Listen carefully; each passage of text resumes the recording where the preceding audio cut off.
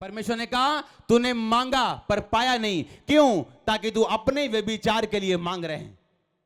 कहता तुमने मेरे नाम से मेरे पिता से कुछ नहीं मांगा, मांगो तो तुम्हारा आनंद पूरा हो जाएगा और मेरा भी आनंद पूरा होगा। हन्ना नू सौतन चढ़ांदी है और तू बांझ है, तेरे कदी नहीं होना। बाइबल में लिखा वो रोती, चिल्लाती, खाना नहीं खाती, पति को अपसेट करती, लोगों को अपसेट करती, अपने पेट को अपसेट करती, फिर भी परमेश्वर उसकी सुनता नहीं। परमेश्वर तुझे दिखता नहीं, मेरी सौतन मुझे कितना चिढ़ाती, मुझे शर्मिंदगी सहनी पड़ती। हर साल जब मैं तेरे भवन में जाती हूं, उनके बच्चे बढ़ रहे हैं और मेरे पास एक भी नहीं।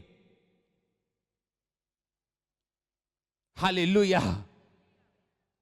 परमेश्वर ने कहा हन्ना तूने मांगा पर अपने आप को बचाने के लिए। जब तुम मेरी महिमा के लिए मांगेगी मैं तुम्हें दूंगा। अब हन्ना परमेश्वर के भवन में क्या बोलती? परमेश्वर मुझे अगर तू बेटा देगा तेरी महिमा के लिए होगा। पटाक सेम हियर बेबी, फिर बेबी, फिर बेबी, फिर बेबी।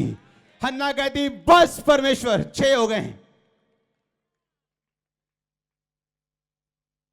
हन्ना ने 1 बोया, उसे 5 और मिले। आपकी तरह हजारों लोगों को फाइनेंस चाहिए, मिलता उसको जो बोता है। हजारों लोगों को चंगाई चाहिए, पर बोया क्या है? कितनी रूहों को बचाया आज तक?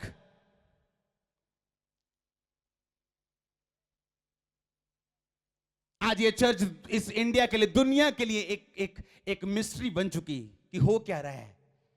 मैंने कहा आके देखो, आज तक भवन नहीं बना। क्यों? क्योंकि रूहें बचाने में ध्यान रहा है। चाहे अब ये बनने वाला वो बात अलग है, लेकिन क्यों? क्योंकि ध्यान कहां रहा है? रूहों की तरफ, टीवी में जाने की तरफ। कहां रूहें बची, बैठ के बचाओ उन्हें।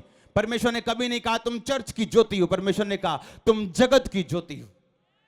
अब अपने चर्च के पास बैठे को क्या बचाओगे जब वो पहले से गैर भाषा बोल रहे हैं?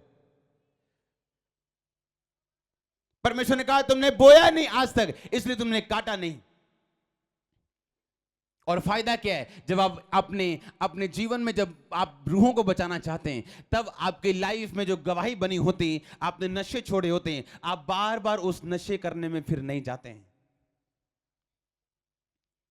आपको पता है, क्या पता है आपको? कि आपकी ये टेस्टिमनी है कि आपने नशे छोड़े और आप इस टेस्टिमनी के द्वारा लोगों को बचा रहे हैं।